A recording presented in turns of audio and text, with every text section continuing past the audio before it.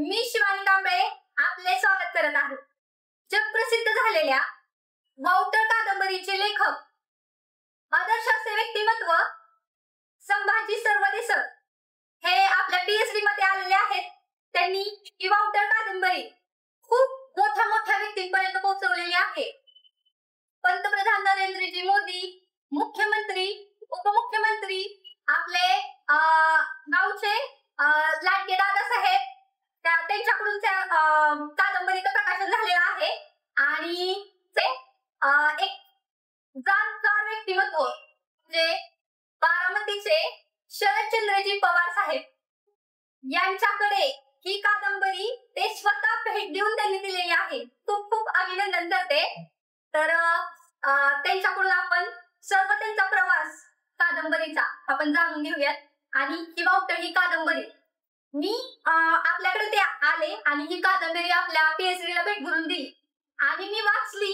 तर अक्षरशः ही कादंबरी एक कादंबरी नाही तर एक भावना आहे, प्रत्येकाची एका तरुणाईची भावना आहे आणि खूप म्हणजे खूप घेण्यासारखं आहे या कादंबरीमधून।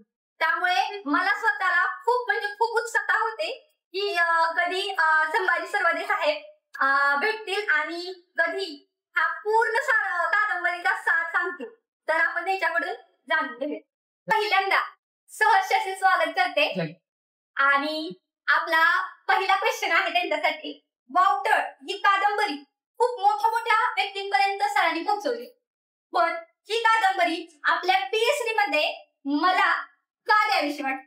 खरं तर मी तुमचा एक शॉर्ट व्हिडिओ बघितला होता, म्हणजे बालविवाहासंदर्भात तो तुम्ही व्हिडिओ तयार केला होता आणि त्यामध्ये तुमची भूमिका ही खूप छान होती। आणि नंतर मग मी माझ्या बहिणीपाशी विचारलं की बाबा कोण मुलगी आहे काय, तर तिनेच तुमच्याबद्दल मला सांगितली बाबा तुम्ही एक मेकअप आर्टिस्ट आहात, तुम्ही पीएचडी चालवता।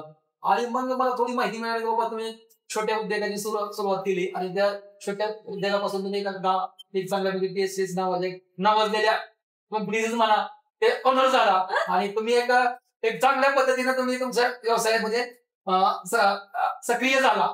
आणि त्यामुळे मी एक छोट्या उद्योगापासून एक मोठ्या उद्योगापर्यंत भरण्यात येणाऱ्या मुलीला मी माझी ही कादंबरी दिली। तिचा जो संघर्ष असेल, तिने जे काय समाजामध्ये एक चांगलं काम केलेलं असेल ते त्याचं अनुकरण करून आणि ते डोळ्यासमोर ठेवून मी एक तुम्हाला ही कादंबरी तुमच्यापर्यंत पोहोचवण्याचा प्रयत्न केला। आणि मला असं कळलं की तुम्ही ती कादंबरी वाचली आणि तुमच्याकडून मला खूप छान पद्धतीनं प्रतिक्रिया या। सर खरंच मनापासून धन्यवाद। खरंच मी एवढे देखावे करते प्रत्येक फेस्टिवल वाईज आणि सोशल सर्व्हिस रिलेट की प्रत्येकाला काहीतरी संदेश मिळाला पाहिजे। देखावे वगैरे केले त्याचं खरंच आज सार्थक झाल्यासारखं वाटते आणि सर्व प्रेक्षकांची पण भूमिका देखाव्यांबद्दल खूप पॉझिटिव्ह आहे। खूप छान प्रतिसाद मिळतोय, त्यामुळे सगळ्यांचे मनापासून धन्यवाद। सर तुम्हाला पहिल्यापासून वाचनाची आवड होती का? हो, मला पहिल्यापासून वाचनाची खूप आवड होती। मी आता 4थी मध्ये असताना श्यामची आई हे पुस्तक वाचलं।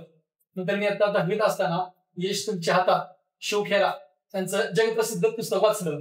नंतर ज्यावेळेस मी महाविद्यालयीन शिक्षण घेण्यासाठी अकलूजमध्ये आलो आणि मी शंकरराव मोहिते पाटील महाविद्यालय अकलूजमध्ये प्रवेश घेतला, त्यावेळेस मी महाविद्यालयीन आयुष्यामध्ये जीवनामध्ये खूप सारी पुस्तक वाचली। त्यामध्ये सगळ्यात महत्वाचं म्हणजे अण्णाभाऊ साठे यांचे काही पुस्तक होते, नंतर शंकरराव पाटील यांचेही काही पुस्तक होते। अशी मी बरीच पुस्तके वाचली। सगळ्यात महत्वाचं म्हणजे आम्ही पाहिलेले शरद पवार, नंतर सुशीलकुमार शिंदे यांचे आत्मवृत्त, अशा बऱ्यापैकी पुस्तकं मी वाचली। आणि महत्वाचे म्हणजे मी अण्णाभाऊ साठे यांचं फकीरा वाचलं, खूप छान पुस्तक त्यांचं वाचलं। फकीरा कादंबरी तर सुंदर आहे। हो, अण्णाभाऊ साठे यांची फकीरा कादंबरी मी BA ला असताना वाचली। तर खूप छान त्यांचं वाचन बघा। एक लेखक तुम्हाला तर माहितीये, लेखक तो होते हे जो न जाने कैसे कैसे सागर से मोती निकाल लेते हैं। तसंच त्यांनी एका सागरातून मोत्यासारखी त्यांची कादंबरी काढलेली आहे। पुढचा प्रश्न त्यांच्यासाठी। तर सर तुम्ही लिखाणाकडे कसे वळलात? मी असं बऱ्याच लेखकांची पुस्तक वाचत गेलो। आमच्या डॉक्टर ज्ञानेश्वर जाधव सर यांचं यसन वाचलं, पूस वाचलं, लॉकडाऊन वाचलं आणि मी अधिकारी हे पुस्तक वाचलं। मग मी स्वतःला ठरवलं की बाबा आपण